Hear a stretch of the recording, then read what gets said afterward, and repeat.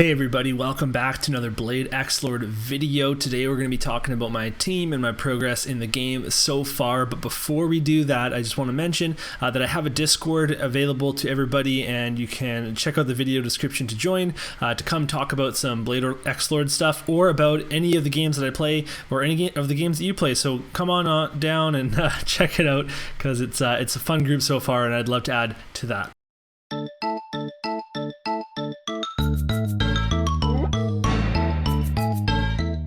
Okay, so the game's been out for about 3 weeks now, I think almost 3 weeks, and I haven't spent a dime yet, although I am going to consider doing that if I play the game long enough. I'm going to want to support the developers because they're working hard to bring us an awesome game.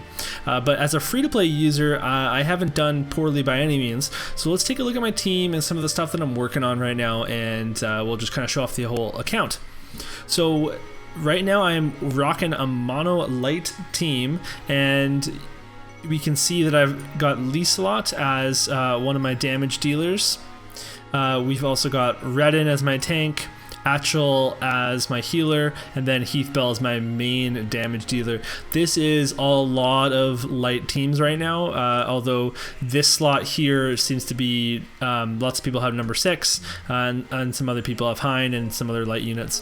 But the other three, the tank, healer, and Heathbell, seems to be just the team that you see more than anything.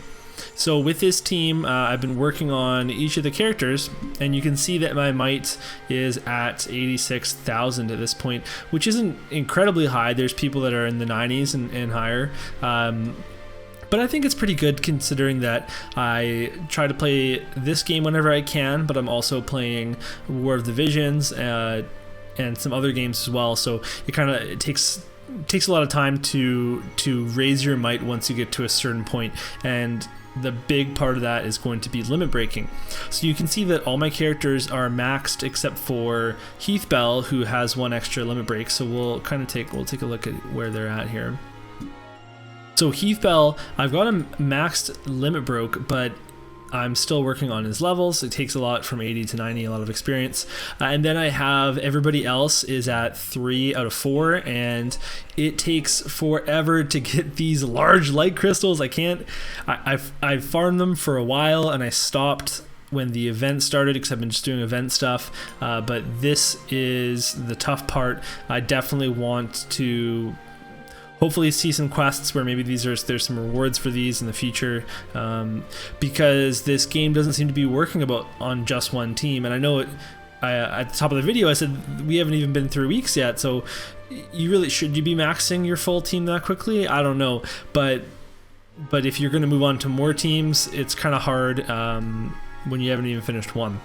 So other than the levels, we can also take a look at their skills here. So Heathbell, I've got him to plus 13, basically putting a lot of my totems into him, and he's got 200% bond, which actually just happened, so I haven't done the quest yet, but that's going to be pretty huge for his brave skill. XLord, I've got her at 176 bond.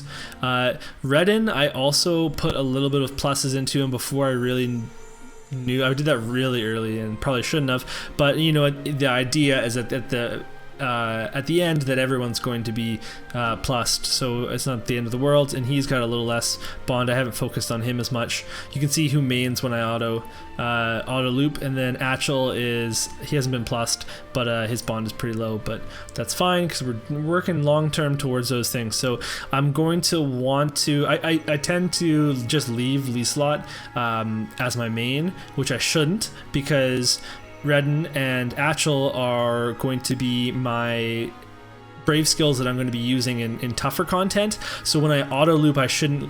My normal party has XLord as the main, but when I auto loop, I should be changing it to these other two units. So I'm going to have to be doing that. I've also got Shias here that I've worked on a little bit. However, once Lieselot got leveled, he got replaced, and the might difference is pretty significant to have the full light party. It really does make a big difference.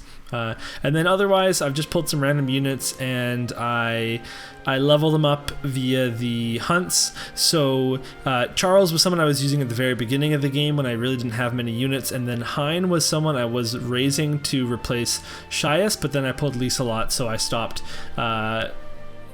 using Hein, but now everybody else just gets leveled up through the hunts, and that's about it. Moving on to our weapons here. I haven't been unlucky, but I haven't been that lucky either with weapons, and by that I mean I have SSRs, but I don't have the right elements for 2 of them. But it is still huge to have this. So for an example, let's take a look at this. This is the Graveleon, and it has 255 attack and 230 magic attack. That is at level 50, which has not been limit broken yet. Then we'll go up to the Soul Saviors here. These are level 70. I've max limit broke them, and they're at 221 and 214. So we're losing 30 attack off of the SSR that's maxed but hasn't been boosted yet. There's just a huge difference in the stat values that you get from an SSR compared to an SR. So I'm thankful to have these, but I'd really like to get some dual swords for release if I can. Maybe, I mean, honestly, I'm not going to be picky. If I can get them in any element, that'd be great, but obviously light is the best. And then otherwise, I've been leveling up all my sub-weapons, but the might that you get from leveling up your sub-weapons isn't that significant. I mean, every little bit counts, and the stats you get are certainly fine, but the main thing that you want is this boost, so this Imperial Light Assault Blade, because that is going to allow you to just boost your stats by a ton. And there are some weapons that I have that don't really work that way. So we'll take a look at my light stuff here. So I have some light SSRs, which is really cool, but when you take a look at them, their abilities need to be equipped as the main weapon. Otherwise, this would be really awesome to have this this Hecatoncheir as my main weapon. And then the same thing with Stargazer. It has a cool side ability that would be nice to attach to Atchel, but the Light Assault Blade doesn't stack. Because it has to be a main weapon. So it would also be very cool to pull number 6. If I get number 6, then I can limit break this axe and give that to him, and my might would go up by quite a bit as soon as I got him raised up to the right level. So that's been my strategy. I'm not really using any sort of things like, for example, I'm not really using the spear. Like the spear gives you HP up. I'm not really using any of those types of things. I've gone for a full magic attack build, and then just the best weapon I can have for the main slot here. And then for accessories, it's kind of a mess. I didn't know what the best sigil bonuses were at first. I've been messing around since, and I found some things out. I'm going to do another accessory video at some point to kind of go over this stuff, but basically what I've found is that the sigil bonus is super important, and that you want to have SSR accessories even at low star counts. So I did some experimenting. If we take a look at my accessory list here, even something like this is a 2-star accessory, and it's going to get it the sub skills later than if it was a 5-star accessory, but the stats on the sub skills, even the ones gotten later, are still better than 5-star on rare and normal items. So even if you have a 1-star SSR, generally if you roll the right stats, if you level it up to like 10 or 12, you're gonna find that it's already, even though it got a skill late and had to level it up late, it's still gonna be better than these lower items. So you can see I have all these items maxed that are rare and normal, and they might be equipped here, but that might be on other formations, but I'm generally not using them. I'm trying to move into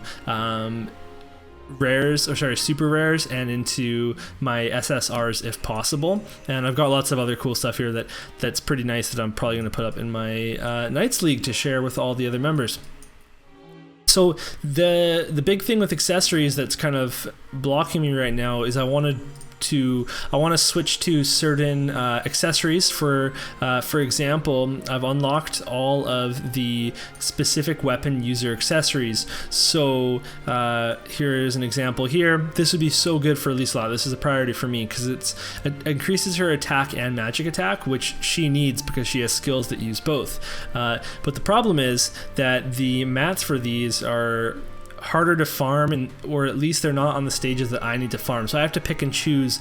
Do I want to do the event? Do I want to do limit breaking? Do I want to do accessory mat farming? And then I actually have to roll a good accessory. So there's just so much of a barrier to getting the right accessories that it's not my priority right now. My accessories are definitely fine right now. They're not optimal. I want to move on to some new sigils, particularly Adept, and then I also want to move into some new accessories, but it's going to be a little while before I can do that. So one of the other issues that I have is, for example, we've got our power bracelet, which is a really good stand-in for a lot of people, but my best crafters don't have the Adept sigil, so I have to go all the way down to normal crafters to be able to get Adept on a lot of the items that I can craft in the meantime, but that means that I am just rolling massive amounts of accessories just to try to get that Adept at a good rarity and at a good star level, and that's really tough to do at normal compared to expert, so that's kind of a barrier as well. I'm hoping to get some higher proficient crafters with Adept for the accessories that I would like to build for my party to really raise the level of my sigils.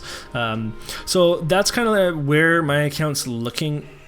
It's where it's at right now, and in terms of what I've been doing, I've been working a lot on the event. So the Knight's Order, we've got one more day until the Deca trial comes out, so I've just been farming a ton, trying to get buy stuff out in the store, and I've found that doing the lower level trials has been really good because I can actually loop those fast, and I can get higher ranks on them and get more of the SSR item, because the SSR item here, the Omen Nugget, is the most important thing that you need for the trading post. So I've already bought out some stuff from there.